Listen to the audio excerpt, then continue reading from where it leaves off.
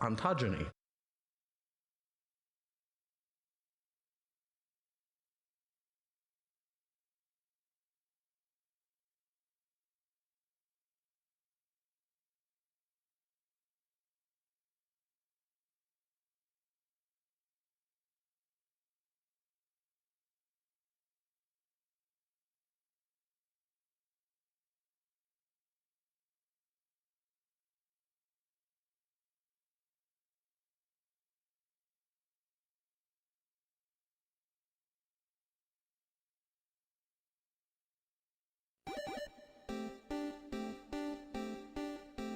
Ontogeny.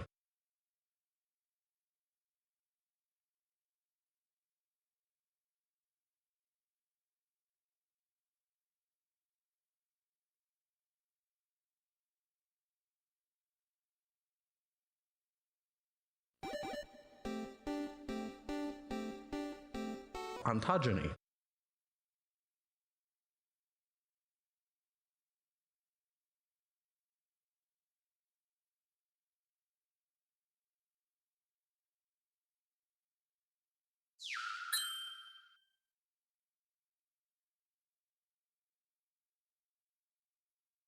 Spared no expense.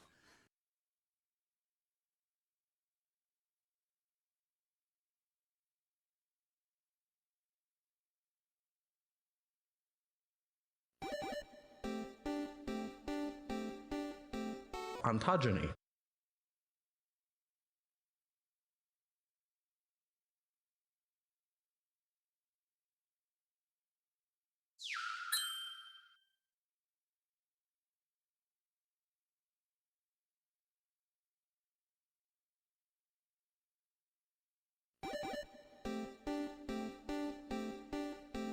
Ontogeny.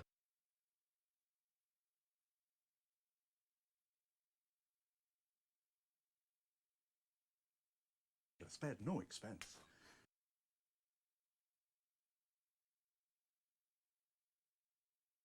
Spared no expense.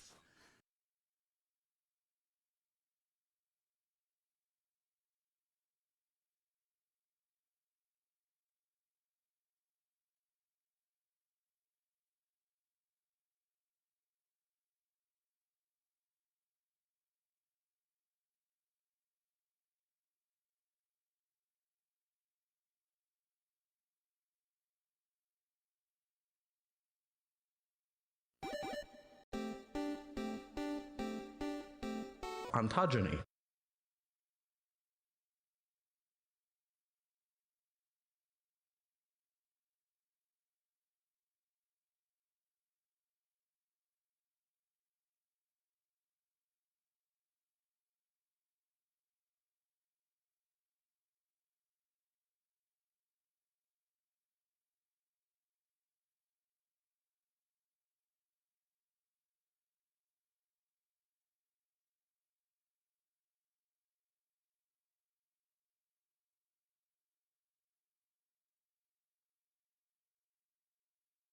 Spared no expense.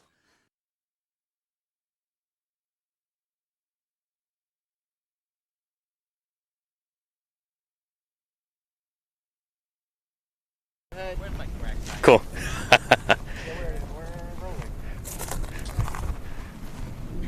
All right. Hopefully that did it. Let's see here. Let's see what people in chat are saying. But welcome to Paleontologizing, everybody. It's great to have you here. Hopefully you can hear me. Let me know if you can't. Yeah, excellent. Good. Yeah. Well, hello, everybody, and greetings from wild and beautiful eastern Utah. Digging here in the Cedar Mountain Formation, the very, very beginning of the Cretaceous period. And we just got here last night, started to set up camp. We finished setting up camp this morning, or mostly finished anyway. And we opened up the quarry today. So, welcome, everybody. You are in for such a treat. Yeah. Anyway, let me introduce myself real quick. My name is Danny Anduza. I'm a dinosaur paleontologist, and I stream dinosaur paleontology here on Twitch. It is my honor and privilege to be able to to share fossil science with all of you, including fieldwork like this. I'm streaming right now via satellite. There's the Starlink dish right there. And yeah, I wanted to do something unique to kind of not just tell, but show people how dinosaur paleontology works. How do we find dinosaurs? How do we dig them up? How do we get them out of the ground and back to the laboratory? That's what this is all about. So welcome everybody. And I should also acknowledge everybody who's made this possible through their financial support, through subscribing and gifting and cheering and everything else. I could not do this without all of you, so thank you very, very much for that. Yeah. And, oh, do we have a raid coming in? Fantastic. Yeah, excellent. Hoot House livestream, how are you doing? Welcome. It is great to have you here. Yeah. So, given that this is a live broadcast, this is supposed to be interactive. If you have any questions at all during this, don't hesitate to ask them. I also set up a couple of new commands, or a few new commands. If you type in !field commands, I think it is, it should bring up a quick little list of them. Probably be adding more throughout the summer. And, yeah. But the first question that I'll probably get is, where are you right now? So I am in the state of Utah, on the eastern side, kind of near Moab, Utah. If any of you know where that is. It's near where I am. So yeah. And again, it's such an honor to be able to bring you along for the ride. So in just a minute, we're going to go down and talk to the guys in the quarry. But yeah, let's just kind of settle in right now, and yeah, there we go. Yeah, and yep, weather for Moab, Utah, 102. Holy cow! I also have a little digital thermometer and humidity gauge down there, so maybe we'll take a look at that also and see what it's saying. So yeah, it is not cold out today. I'll tell you that much. And Jody Fish says it's so good to see you back in the field again. Thank you, Jody Fish. Yeah, it is a bit warm, Claire Burr. Yes, indeed. Yeah, it's gonna get warmer. Yeah. I've got some new alerts also. Hopefully those are going well, and hopefully the chat is showing up okay on the screen. Yeah, I did a test stream and it seemed to be working, but let me know if anything looks fiddly or... Yeah. But yeah. And at least it's not that humid. Exactly, Charlie's Dragon, yeah. It's like 20% humidity or something, so pretty dry out. Yeah. Eggs on a rock weather? Yeah, DNH, we definitely probably could cook some rocks. Cook some rocks on an egg, yeah. It's my sign I need to go drink some water. So let's go do that, and we'll go say hello to the rest of the crew. Some of you will recognize some of our crew members from Wyoming. We're back with us. So let's go see what we're up to. This is our quarry that we were digging in last year. So we just reopened this today, and we're trying to get rid of a bunch of the new overburden that's come in. Overburden are the rocks and dirt and crud above the bone layer. So in order to be able to actually get down to the dinosaur bones, first we got to remove all the stuff that's above it, the overburden. So it's hard work, but it's got to get done. Yeah. All right. Looking nice. Yeah. We have a hole anyway. Some of you might remember Don from last summer. Howdy. Yeah, Don's the assistant state paleontologist for the state of Utah. And, very glamorous job, obviously. Yeah, definitely. He's our fearless leader out here right now. And yeah, there's Ethan over there too. Yeah, Ethan was our fearless leader in Wyoming, and now he's somewhat fearful leader here. Very scary, yeah. Now Ethan works for the Utah Geological Survey too. So yeah, there's Fisher right there. Howdy, Fish. And we've got Justin. Justin's new this year, and yeah, already proving his mettle with the overburden. So yeah, we're glad to have him. Let me walk out into the wash real quick and show everybody what we're dealing with here. Yeah. Oh, and guys, everybody says hi. Hey-o. Hi to Justin, hi to Fisher, hi to Ethan, hi to Don. Yeah. Thanks, everybody. Yeah. So here's wash right here going through. So it's funny. Last summer when we had a little bit of a flash flood come through here because there was just a sudden downpour. This little cloud that was all full of rain. We thought it was going to miss us, but then it hit us, and then suddenly this just starts filling up with water outside the quarry. It's rushing through here. And we had done our best to kind of build up a berm right there in order to keep the water out, but some of it kind of came over and swamped the quarry for a little while. It wasn't great. But, yeah, since then, there's been, you know, rain and snow and wind and everything else. And you should have seen it this morning. This was just cut as if by a knife. Like that. And the wash had been diverted through here, at least somewhat. So we've been trying to pile dirt, matrix back up on here, so that if and when we do get more rain, it won't go in, you know, directly into the quarry. So yeah, good stuff. And Grilled Pikachu, we are on BLM land here. Yeah, right. This is BLM and not state, right? BLM. Yeah, Bureau of Land Management land. So our public federal lands. Yeah, of course it's BLM. What am I talking about? We got a visit from some BLM officials last summer, which was kind of funny. Yeah. Actually, Ethan, do you want to tell that story about when those people in the side-by-side came through? Sure. So our quarry kind of goes right. There's a road that goes almost directly through the quarry here. Mm-hmm. So one day, me and Danny and a few other people, we were hanging out in camp. And we saw this side-by-side go, so it's sort of like a big golf cart if you don't... Like an ATV, yeah, with a roof on it, yeah. Yeah, with a roll cage.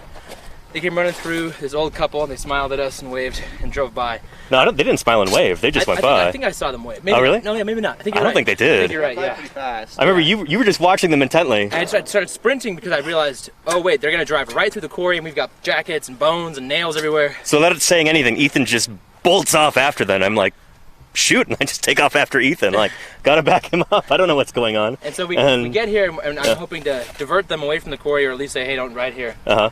And then they turn around, and they drive by us, and then they wave and say, all right, you know, they don't say anything, but they wave and then drive by. I don't even remember them waving. I remember them just they like... at least went like this. Oh, okay. We saw each other. Okay.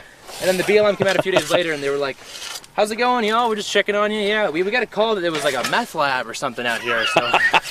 We knew it was probably you guys, because you guys are into meth, but... I'm just kidding.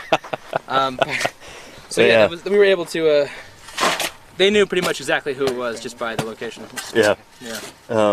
BLM's a big help. So it was pretty funny, yeah. But that guy was cool. He was cool. We showed him the quarry, and yeah, I had a little plastic iguanodon that I bought at the Moab rock shop, so I'm like, oh, at least look at this, the dinosaur we're digging up. But yeah. Well, I come this way. So yeah. And Moosey Fate says, you do have this odd white stuff covering suspicious parts of the ground. Yeah, I'm sure that's where meth comes from, right? But yeah, anyway. I don't know if anybody's asked this so far, but we will get this question, I'm sure, like, what kind of dinosaur do we have here? Well, last year we were digging up some iguanodontians. So if, well, tomorrow hopefully I'll have my laminated sheets out here so I can show you rather than just tell you. But, you know, dinosaur kind of like iguanodon. And, yeah, we've got a couple of other dinosaurs that have come from pretty much this same hole. Like Mirasaurus came from right over there, right? Yeah, pretty much out where the wash is now. Yeah. Oh, okay, yeah. Mirasaurus is a, you know, a sauropod dinosaur. Long neck plant-eating dinosaur. How big do you think Mirasaurus would get? 40, 50 feet? Like, yeah, the medium to smallish sauropod. Probably, not quite adult, like sub-adult, but you know, at the hip it would have been, you know, 6 feet tall or something, maybe a little bit longer. Nice. So. Yeah. Cool. Oh, and I didn't make a fauna command, didn't I? Shoot, I still got to do that. Forgot about that. Yeah. Let's see. Fumi wants to know, what is the best thing about paleontologizing? About doing paleontology? I don't know. I think we might have some different answers about that. The best thing about paleontologizing is Danny. But the best thing about paleontology is finding dinosaurs. Fair enough. Yeah. I don't know. What's the best thing about doing field work out here? The tan. I don't know, just being able to hang out with cool people. And what's that? Nobody's going to bother us. There you go. Yeah. It's only mad dogs and Englishmen out in the noonday sun. Only BLM rangers and the company's the best. The company is pretty great. Yeah. I mean, being able to just hang out with, with your people, and be able to work together on a project that's like bigger than any one of us. That's cool. Yeah. I think it's one of the best things in life, to be able to work as a team and spend time with with cool people. It'll get better once we get down in the bone layer and you start discovering new things. And yeah, right now we're just kind of scratching around on the surface, trying to get down there. Yeah. This is the not best part. Yeah. Some of the hardest work on the first day before anybody's acclimated to the temperature or anything. But so let's go walking around a little bit. I'll stay within range of this Starlink. But yeah. And Dinosaur Dave, we're doing quite well. How are you doing? Welcome back. Hey, Dave. Yeah. And don't forget to hydrate. I will not. Let me get my water, There's actually. some little bone frags over there if you're interested. Okay, yeah. Let me go find those. It's between the taco and the Gatorade bottle and the sunscreen bottle. Gotcha. Oh, they're right here. Oh, okay. Oh, yeah, there we go. Yeah, big old chunk of bone there. Check that out. A couple smaller ones. And Yeah. little tiny shards. So it's kind of an odd color, but yeah. Cool, thanks, guys. Nice. Yeah, so there we go. There's that classic bone texture right there. Very, very nice. Yeah. So this is what the stuff looks like on the surface. Kind of weathers this odd sort of bluish color like that. Yep. Classic little piece there. Yeah, you can see that bone texture. Very nice. Very nice. Yeah. Yeah, and holy cow, Iacane, thank you so much for the 24 months of support there. Really appreciate that. Holy cow. Yeah. Yeah, very nice. So these are just fragments on the surface. We would call this float. Yeah. But this is what it's all about. The bone in situ is the stuff that's actually, going to be important. The stuff on the surface has been weathering for a long, long time. So it's, yeah. And Brandington, how are you doing? Welcome. Excellent. Good stuff. Yeah. And let's go walk around a little bit more, and let me grab some water. I have a geology professor. It's important to stay hydrated out here, as you can imagine. Her vocalized pause is Yeah. so again. So whenever she's explaining something, it makes it sound like she's Thank you, already British said Asura. She'll be like, Yeah. So what causes the bedding to be like that? She's like, Yeah, so we've got, somebody was asking what kind of dinosaur is here. I need to make a command for that. But we've got a bunch of elements from what we call an iguanodontian, which is, it's a big, beaky, plant-eating dinosaur, kind of like Iguanodon. Iguanodon's definitely the best-known one to the general public. It's like a duck-billed dinosaur, but without quite a duck bill on it. Does that make sense? Iguanodontians, yeah.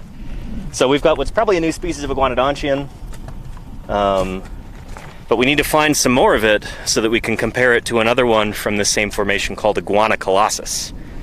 So if you look up Iguanocolossus, you'll have a pretty good idea of what this animal is. And many of our alerts, our follow alerts, are actually Iguanocolossus. So, yeah, those new ones that I made. Yeah. So we need to find some skull bones from it so that we have overlapping material with Iguanocolossus so that we can figure out if it's actually the same animal. But it could very well be something new, especially if this is a different stratigraphic horizon, which it probably is. These rocks here are probably about 140 or 141 million years old, something like that. So the very, very beginning of the Cretaceous period. This is just after the end of the Jurassic, which is pretty cool. We used to think that there was a big gap here between the end of the Jurassic and the beginning of the early Cretaceous, what we call an unconformity, and turns out, no, a lot of these rocks are actually really old, and so there isn't that much of a gap. We've got like 40 million years represented in the Cedar Mountain Formation. That's the rock formation I'm digging in right now. Yeah. But yeah, Cephaleme, hey, thank you for the 18 months. Excellent. And Id the Fallen. Hey, welcome. Id, good to have you here. Yeah. Real life dinosaur dig. Let me know if you've got any questions. And let me drink some water.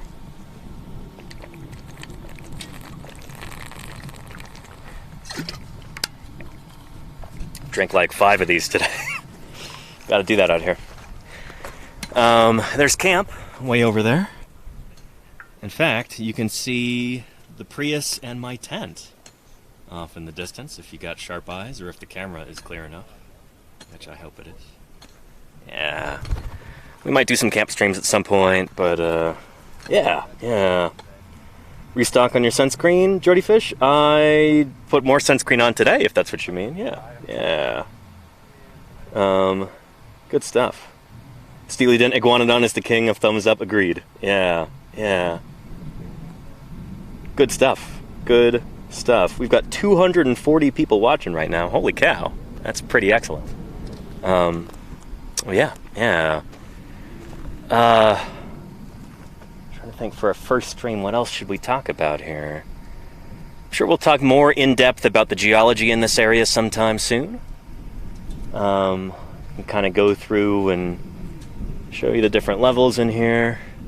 But we'll save that for another time. Just right now, know that we're digging in the very, very lowest part of the lower Yellow Cat member of the Cedar Mountain Formation. Yeah. Hey, Jinkstart, once shaken. Good to have you here. Yeah. And Celestian had a question. What was that? Let me see if I can find that real quick. And Coffee Raptor, how long are you guys planning to be there? Until mid-August. Probably around the 10th or so. Yeah. And how many members are in your camp this expedition? It's going to be a number that fluctuates a bit.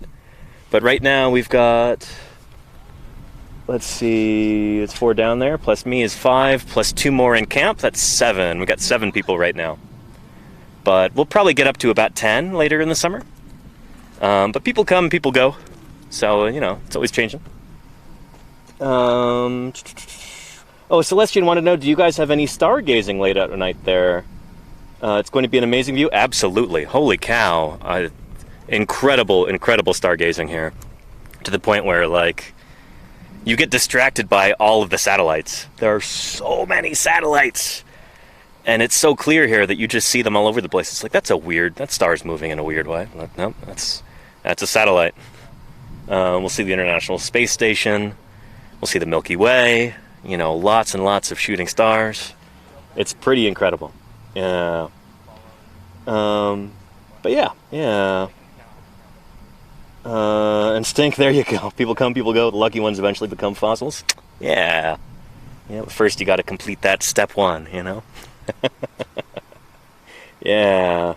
Foxy Mandy, how are you doing? Welcome to Paleontologizing. It's good to have you here. Yeah. Britishosaurus. Oh, Basilosaurs. Yeah.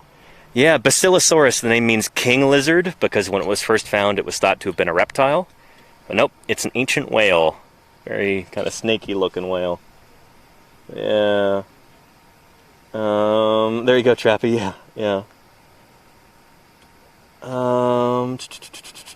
Fossils to the ISS. Caravan, you'd actually be surprised. There have been a number of different dinosaur fossils that have been taken up into space before.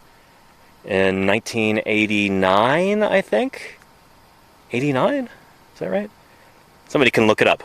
But some Maiasaura fossils were brought up on a U.S. space shuttle.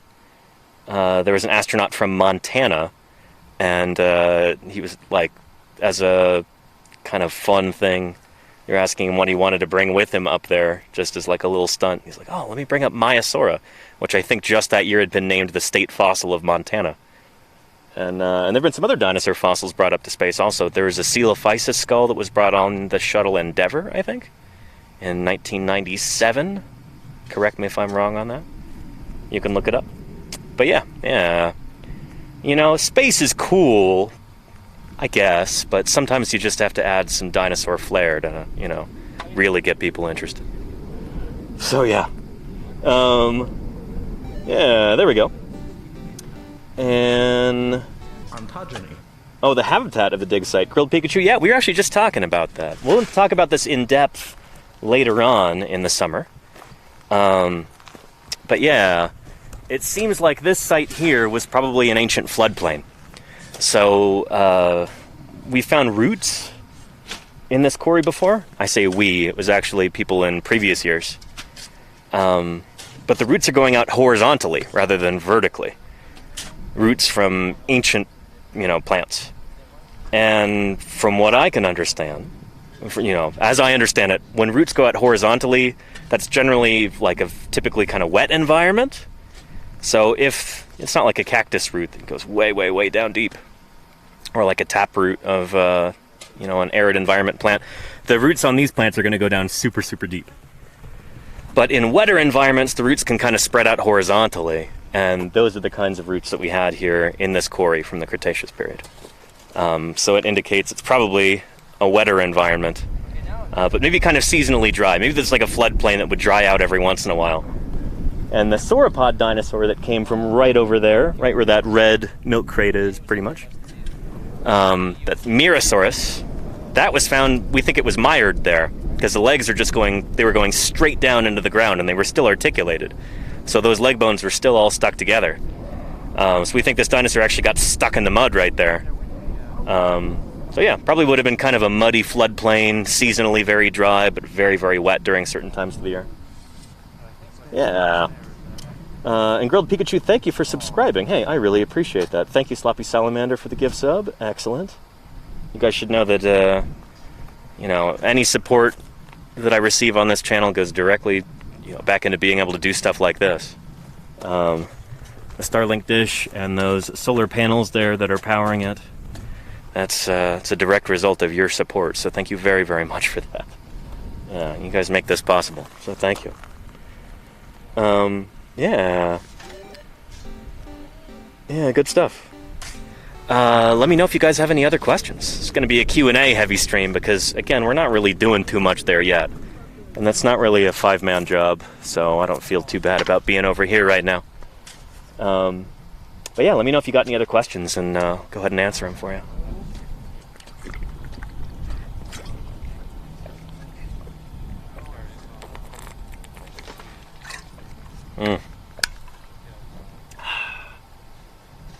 Let's see. Jody Fish, thank you. Oh, first time chat, Dub KK. Thank you, Lenina, for reposting that. Appreciate you, Lenina. I love watching your streams sometimes. I have a question. Well, thank you for your kind words, chat, Dub KK. I have a question, dinging me for a while. How come some dinosaurs have 4 toes that are still qualified as theropods? Are they not separate? 4 toes. I mean, I think all theropods had 4 toes. Yeah, you just don't normally see toe number 1, what we call the hallux, the little dew claw. Yeah. But in some theropods, the hallux, the dew claw, actually comes back down again and helps support the weight of the animal. It contacts the ground. Therizinosaurs are like that. Yeah, but they evolved from theropods that had that hallux further up. Does that make sense? Yeah. Oh, how come some dinosaurs have 4 toes but still qualifies? Yeah, there you go. I hope that makes sense. Yeah, in some theropods, that 4th toe, it's really the first toe, digit 1, the hallux, the little one that's up on the ankle. That would be like, like right here. And then you've got the 3 toes here on the ground, and there's that one little one up here. In some theropods, like therizinosaurs, that actually evolves so that it's down and it helps support the weight of the animal. Therizinosaurs were big and heavy, and they needed all the support they could get. So yeah. Just like me. Needing all the support I can get, even if I'm not that heavy. But yeah, 5280 Andy says, do the 2 solar panels produce more juice than the Starlink uses for net positive charging? They do, Andy. I think so, at least. Let's go check. I started off with the solar generator fully charged. It was at 100% this morning. Let's see what it's at now. With the 2 panels plugged in. Oops, no, light off. Wrong button. Display, that's what we want. 98%. Not too shabby. So yeah, it's pretty much net positive. We're making power here. Fumi says, what's the biggest bone you've ever discovered? Probably that T-Rex femur I found that time. That was like 3.5, maybe 4 feet long. It's a pretty big bone. Yeah. We didn't end up collecting it because it was just an isolated femur. Not very scientifically important, I suppose. You could do histo on it, you could cut it up, but if there's no rest of the skeleton to go with it, it's not going to be very informative. Yeah. But yeah. And can't read it, that reflection was perfect. Oh, sorry, Claire Burr. It was at 98%. Yeah. Frozen Yak says, do you like the Jackery? Yeah, I've had no problems with them. I've got 2 Jackeries and 4 solar panels. And, all from Jackery, and they've been pretty great. If anybody from Jackery is watching, there are very few products I would ever consider doing a sponsorship, like a sponsor deal for. But I use your product, and I like it a lot. It kind of makes work out here possible. You know, it makes streaming out here possible. So, yeah, hit me up. Yeah. Jim Athena says, how many dinosaur species have we discovered so far? It depends on who you ask. There have been something like between 2,000 and 3,000 different dinosaur species that have been named, but maybe half of those are actually valid. By valid, I mean like, you know, it's actually a distinct dinosaur. A lot of dinosaurs accidentally get named twice because if you're dealing with very limited material, mistakes like that happen. They're very, very common. And paleontologists will get into, you know, debates about whether 2 dinosaurs are actually separate or if they're actually the same thing. Think like Tyrannosaurus and Nanotyrannus would be good examples. Yeah. But yeah. Thank you for the bits there, Maximus. Appreciate that. Yeah. Good stuff. And you had the Bone Wars. Yeah, absolutely, Jody Fish. There was a lot of that went on then, too. Both Copa and Marsh were notorious splitters, so... Yeah.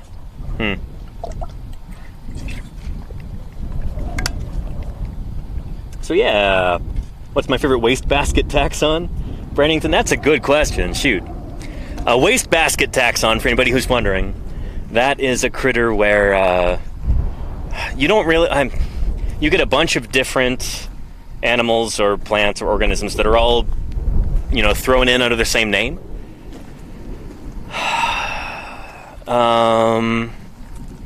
Favorite wastebasket taxon?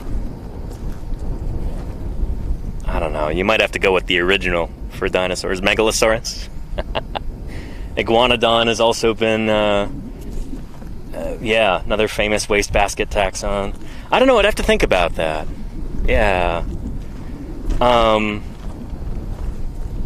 Yeah, I don't know. I'm going to say Megalosaurus for right now, though. Yeah. Chimerasaurus. Very funny, that. Yeah. Grilled Pikachu says, how many pictures of the ground get taken in a day? It depends how many bones we find that day, you know? Yeah. It varies quite a bit. It's, yeah. It's always changing. Every day is different out here, you know? Yeah. But often a lot. If we find a lot of bones in a day, then we'll have a lot of pictures taken. And Pimpcat says, can you tell if a dinosaur is a plant eater or meat eater just by examining their teeth? And if so, what do you look for in the teeth? You can, yeah. Teeth are probably the most important element if you're trying to figure out a dinosaur's diet. So meat-eating dinosaurs tend to have very sharp teeth. They tend to have serrations on them. So almost like the little ridges on a steak knife, those serrations. Meat-eating dinosaurs get those too. Some meat-eating dinosaurs didn't have them, like spinosaurs. They had very reduced serrations, but that's because they were eating fish. So you can often tell what the animal's eating just by the shape of its teeth. Plant-eating dinosaurs, they don't have like blunt, rounded teeth like you might imagine, but their teeth are often kind of like chisel-like, sometimes kind of pencil-like or peg-like. Think about the, you know, the teeth of sauropod dinosaurs. Yeah. So I think they're actually getting down near the bone layer over there.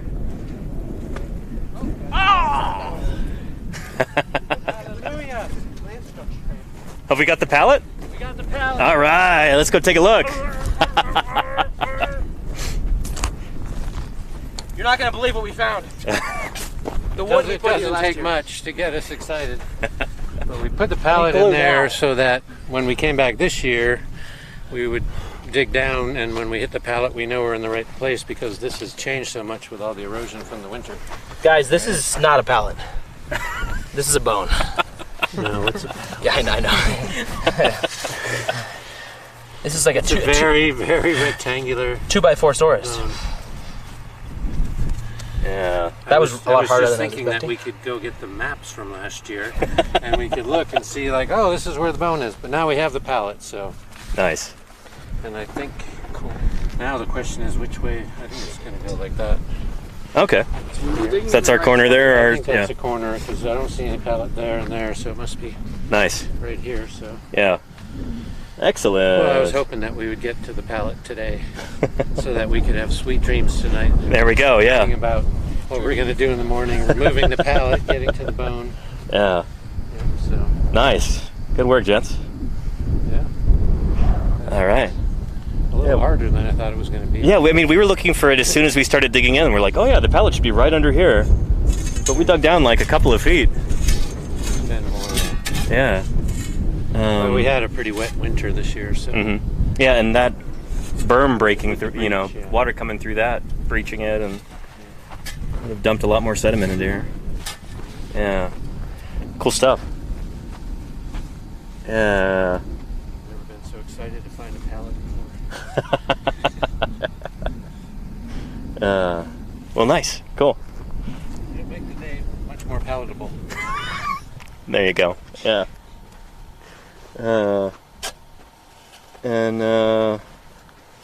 Dr. Javasaurus says, so no flag to avoid muggles from finding this paleo cache? I don't think you can use that term, Dr. Javasaurus. I don't think that's appropriate. The Javasaurus? No, that's his name, Dr. Javasaurus. Cool. But he says, so no flag to avoid muggles finding the paleo cache? Is that after Java? The cat? No, he's been in my community for years. Just Yeah. making sure. I'm on Java, the cat's PR team, so I just try to make sure that Right. the cat gets compensated. How many of you remember Java, the cat? How's Java doing? Java's doing good? Java was really sick while we were in the almond. I know, I was really worried. Java got good. Good. I had a little upset tummy, but now Java's back to normal. Excellent. She's her Yeah. usual dog self now. Yeah. Meowing. She was adorable. We had for those of you who don't know what we're talking about, we had a special stream. We streamed until like midnight that night or something close to it. We were putting together the sandwiches for the pre-conference field trip that I drove for, and Ethan drove for, and we streamed that, so. It was a good time, It was a good time, yeah. Thank you for helping make that happen. That was a lot of fun. for sure. Yeah. The IPAs. Yeah. But yeah, the sandwich stream, exactly, Brandington. Yes, indeed. But yeah.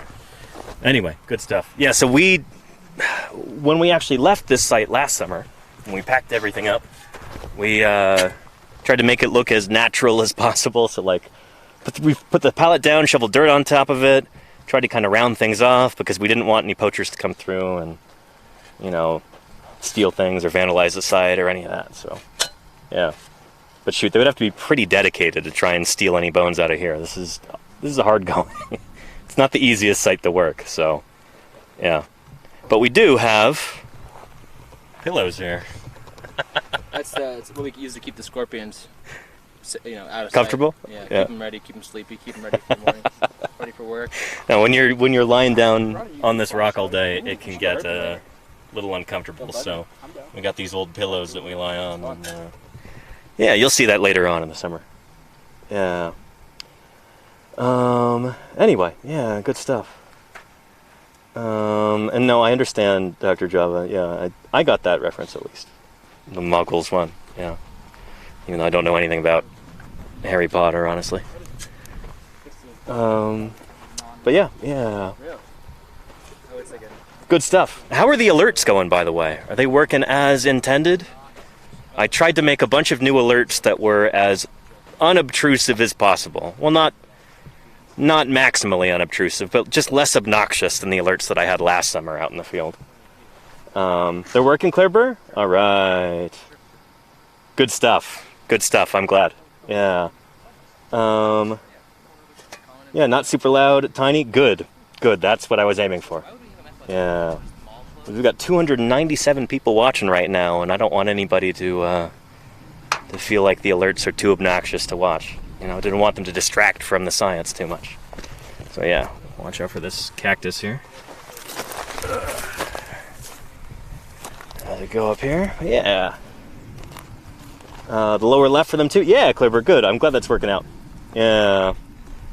But yeah.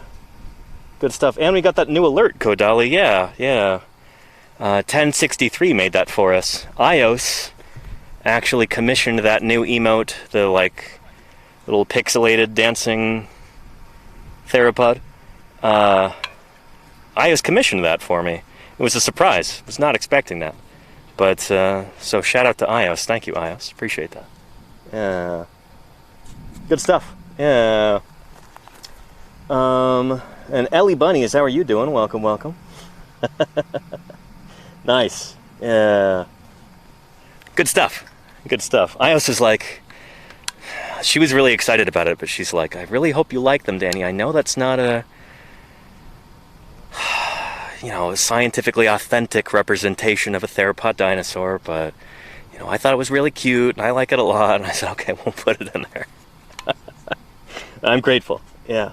Captain Meowdy, hey, thank you. I appreciate that. Welcome. Yeah, if you've got any questions, anybody, you let me know. Let me take a swig of water, and then we'll do like a little station break, and I'll reintroduce myself and everything. For all the new people, if you are new here, welcome to Paleontologizing. If you're not new here, welcome back to Paleontologizing. My name is Danny Anduza. I'm a dinosaur paleontologist, and I'm out here working with the Utah Geological Survey crew out in eastern Utah. We're in the Cedar Mountain Formation from the very beginning of the Cretaceous period. So our quarry down there, we just reopened today. And it's probably about 140 million years old. Again, the very beginning of the Cretaceous period. So yeah, these I think are the oldest Cretaceous rocks in North America. It's pretty neat. Yeah. And Lordy says, how's your setup at this camp? Can you give us a camp tour sometime? I think I can swing that. Yeah. Camp is right over there, which is nice because it's walking distance from the quarry. And that's actually really nice. When I was working in Wyoming, we had to drive like a dozen miles to get out to our field sites from camp. Here, we can walk, which is brilliant. But yeah, you can probably see there's our trailer and the big garages over there that we do our cooking under. There's some vehicles over there. And then look just to the left, you see the back of a Toyota Prius, and then a big like tan-colored tent. That's my tent right there. So I'm sure I'll give you a tour of that at some point. But we've got a really nice camp here. It's a good setup. And Jim and especially Don are, they've had they've got a good system worked out. I can't wait to show you. It's really nice. We've actually got a working refrigerator inside the trailer. We don't have electricity, but we do have a working refrigerator with a freezer on top. Anybody have any guesses as to how that works? How can you run a refrigerator when you don't have electricity in camp? Go ahead and guess in the chat. Yeah. But yeah. Hysteria Lee says, how many burn cream bottles do you go through? I don't know what that is. Burned cream? I don't know. We don't really cook with much cream out here in the field, but if we did, we'd try not to burn it. Yeah. And not solar panels, Nivy, but good guess. Yeah, for anybody who typed propane in the chat, you are, ding, ding, ding, correct. Yeah. Propane. We use propane. It's a propane-powered fridge and freezer, which is pretty awesome. Yeah, they don't really make those anymore, so this is an old one that I think got ripped out of an old RV or something like that. We'll ask Don about it. I'm sure he'll know the answer. But, yeah. Oh, and aloe gel. I do have a bottle of aloe gel in camp, and I used maybe a tiny bit when I was in Wyoming. But yeah, I don't know. My skin is going to be pretty well tanned by the end of the summer. I tan pretty well. It's rare that I'll actually burn. Yeah, Hank would be proud of you. There you go, Kirsten. I sell propane. That's not what he sounds like. Oh no, I sell propane. That's terrible.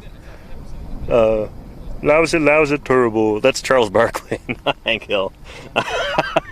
Somebody who can actually do a decent Hank Hill is Ethan. And we'll ask him later. But yeah. And propane fridges are still quite common in RVs and houseboats. Very nice, California burbs. I did not know that. Well, we'll ask Don about the origins of this propane fridge, and he'll give us a skinny on that. Yeah. But yeah. And propane accessories, exactly, Thalo. Yeah. Sounds like Cleveland Brown. I don't know who that is, Corpse's Smoothie, but Corpse Smoothie. What a great name. Welcome to Paleontologizing. Yeah. Dang it, Bobby. Steely Dan, yeah. Yeah. But good stuff. Good stuff. Oh, that's really cool, Gojira. Dual, you can plug it in or run it off propane. That is nice. Wow. Yeah, ambidextrous fridge freezer. Beautiful. Yeah, I'm gonna have to, Oh, he's Beavis and Butthead's old neighbor. I didn't know that, Hugh. Okay. Interesting. Huh. Well. Gotta go fill this up. Let's do that.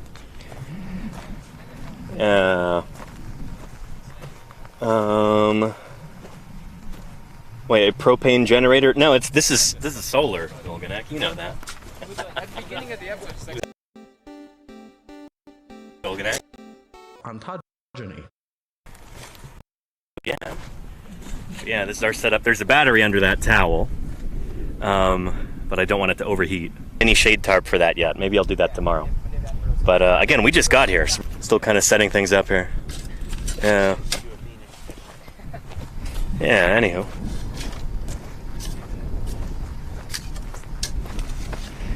Go get some water. Well, we can ask Don about that, though. Don, what's the origin of the propane fridge freezer? Where'd you end up finding that?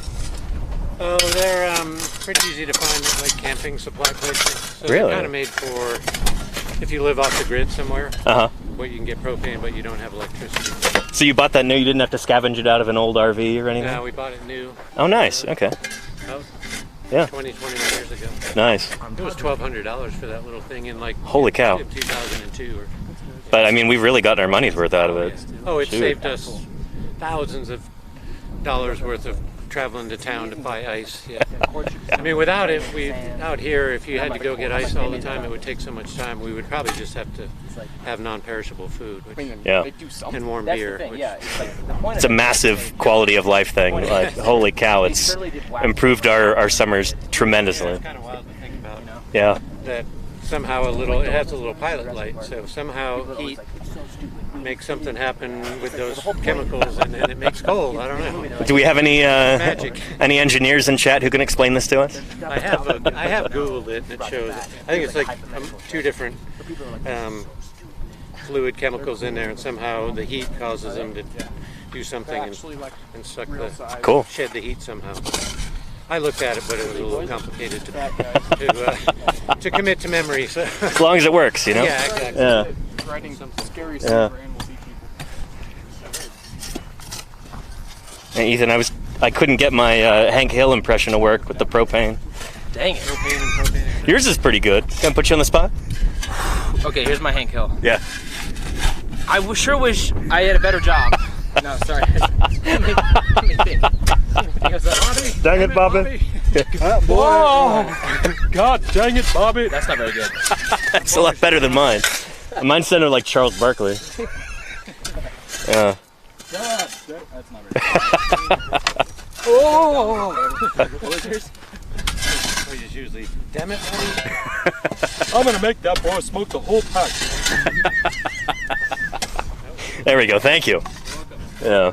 Putting him on the spot there. But yeah, yeah. Let's see. It's probably has something to do with pressure. Okay. I'll take that. Yeah. Well, let's fill up this bad boy. I actually got this water bottle as a gift from somebody in chat years ago, and I have been using it ever since. I'm very grateful to have this, so thank you, thank you. I'm ashamed that I've forgotten who it was, but know that you are helping keep me from dying when I'm out here by staying hydrated, so thank you for that. There we go. Ah. Oh, come on. Trying to do this with one hand. Tell you what, Bobby. You get me 6 or 7 Bud Lights and I'll show you a good time. Come on. There we go. I know, this is quality content here, you know? I was just gonna say. You're not gonna get this on XQC or whatever. Those kids with those Mario games, you know. There we are. Yeah. Let's see here. Thaler says it's really going to be Hank Hill impersonations for the rest of the dig now, isn't it? Oh yeah. God dang it. It just might have to be. What boy ain't right?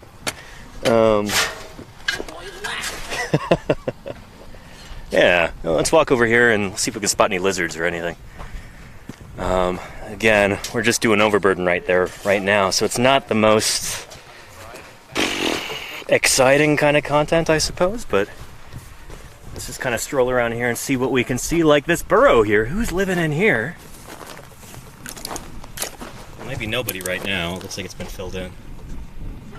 But yeah, somebody was doing some digging here. Wasn't a paleontologist. Yeah. But it could be a coyote buffalo safari. A little small for a coyote den, though. Yeah. There are coyotes around here. We can hear them at night sometimes.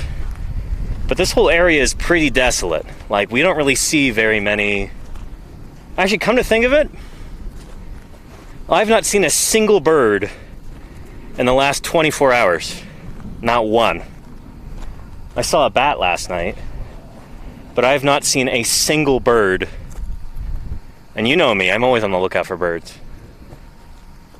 Not seen a single one so far. I think last year I was here for about 3 weeks and I saw a total of 16 birds. Not 16 individual birds, but that was 16 times that I spotted a bird at all. Could have been the same 3 birds, 5 times each. Plus 1. But yeah. And not a roadrunner. I don't think we have roadrunners this far north, Ice Allen. I've never seen one up here, at least. Somebody can check if Moab, Utah is within the natural range of the greater roadrunner, but I doubt it. Yeah. But yeah. Oh, somebody was asking what we're doing out here. We're digging up dinosaurs. Welcome to Paleontologizing, for anybody who might be new. Yeah, great to have you here. Streaming live from the field via satellite. Got our dishes set up. We just got here yesterday. We just reopened our quarry today. We've got some iguanodontian dinosaurs we're going to be digging up out of there, and if we get really lucky, we might find more of that big meat-eating dinosaur. Possible carcharodontosaur, kind of like Acrocanthosaurus. You've probably seen the Acrocanthosaurus alerts. There's an Acrocanthosaurus skeleton for some of the follow alerts. Yeah. So yeah. But Danny always looking for birds and dudes. There you go, Lordy. Yeah, you know me. Yeah. I hope you're having a good day, Lordy. It's good to see you. Yeah. Oh, but it's so good to be back out in the field again. Holy cow. Very happy about this. And OG Sashimi Grade, Welcome. I'm glad you think this is amazing. Welcome to Paleontologizing. Holy cow. Wait till we actually start finding dinosaur bones in there. You know, then it's going to be amazing. But first we got to actually remove all of the overburden so we can get down to the bone layer again. Yeah.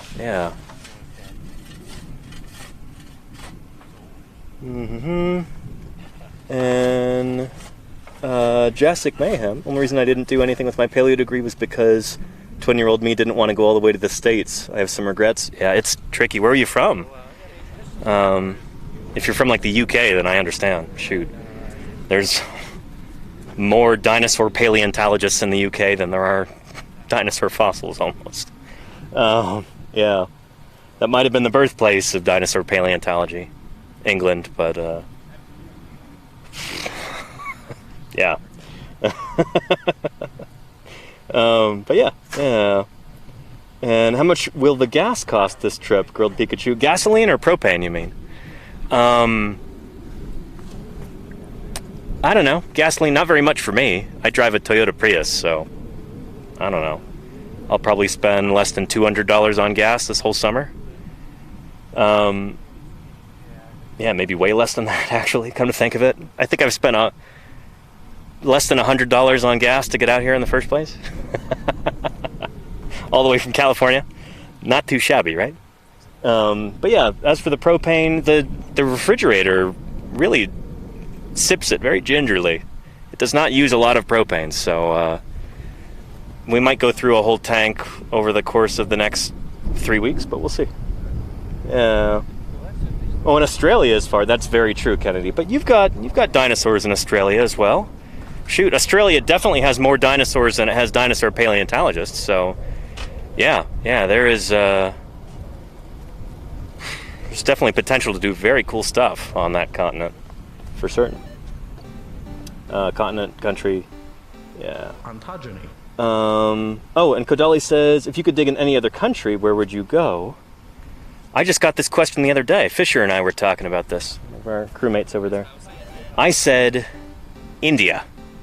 Yeah, I would really want to go work in India because that's a country with an incredible heritage, Mesozoic heritage, tons and tons of dinosaur fossils that are honestly very understudied. And, yeah. And also, I could say other places like Mongolia, but I don't know. I feel like in India, I could also,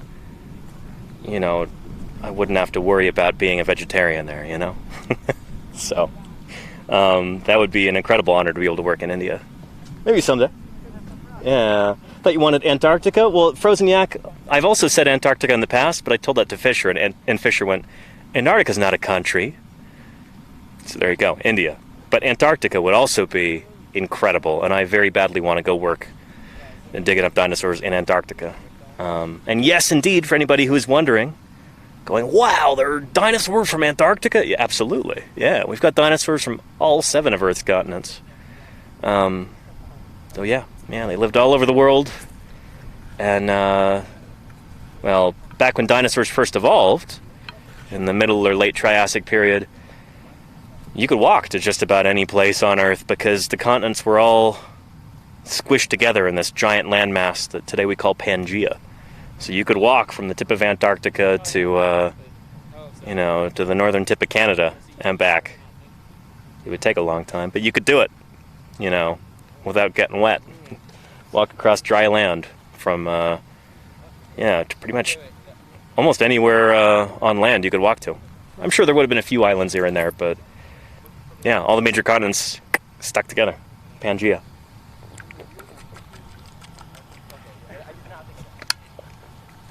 But yeah.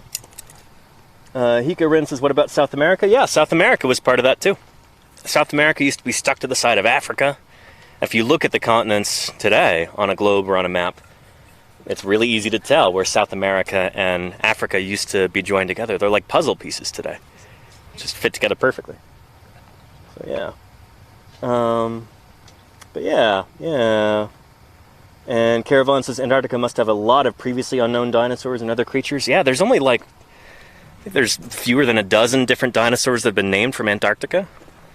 Cryolophosaurus, Glacialosaurus, that new Dromaeosaur-type critter that was in Prehistoric Planet 2. I forget its name. I think it starts with a K. Yeah, not very many dinosaurs at all have been named from there. So, yeah, almost anything that anybody finds is going to be new. Oh, and they are taking down the shade tarp right now. More King of the Hill impressions. Are we packing things up here? Did I say that? Did I say what? Well, we like things nice. Let's see. They're in conversation right now. Are we packing up right now? Yeah, I think so. All right, cool. We've got our main objective for the day, the pallet. Excellent. We found the pallet. Yeah, look at that. Let's. It's incredible. Oh, it's really exciting now. You get out the brush and really. Look at that. Ooh. Wow. We're just getting excited That's going over to be a quality pallet. buried man-made objects like we're archaeologists or something. Oh God, no. Please don't even say that word. No.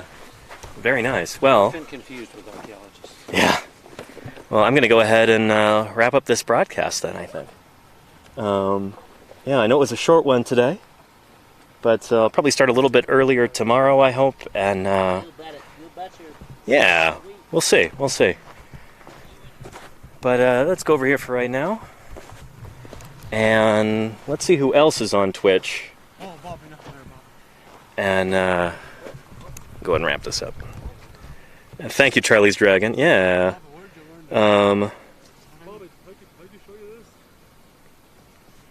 Who else is on? I might just start asking moderators for raid suggestions at some point. Who else have we got on here? Granny, Turtles and Chill, California Burbs. Oh, let's go raid Scient Streams. Why don't we? Yeah. Let's get that set up. Oh, 20 minutes from starting. Well, maybe we'll wait then. Thank you, Claire. Oh, okay, never mind. Okay. Let's go raid Scient Streams. Oh, you have a question, Nuclear Cowboy? What's your question? Ask it quick, and I will answer it for you before we start this raid. Alright, we're waiting on you. What are the holes on top of the T-Rex skull teeth? Holes on top. You mean the fenestrae, like the nostril and the antorbital fenestrae and the eye socket? Or do you mean the little pits? Those, those little pits that go along the maxilla and the premaxilla. Yeah, they may have been blood vessel supply for like fleshy lips, or maybe for like crocodile-like scutes or something like that. It's kind of debated. But yeah. Anyway, we could talk about that in depth another time, but let me go ahead and start this raid to Scient Streams. And go back to Twitch, my channel, chat, and raid is getting ready. Thank you everybody for being here today. I really appreciate all of you. Thank you for your support and your enthusiasm and your questions. Now, this is a short stream and we're just getting things set up, but I'm glad you could make it today. And stay tuned for some more exciting Dinosaur Dig live streams.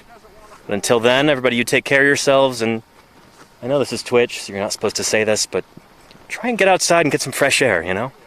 There's a big, wide, beautiful world out there, and you'll be happier and healthier if you can go out and enjoy a little bit of it.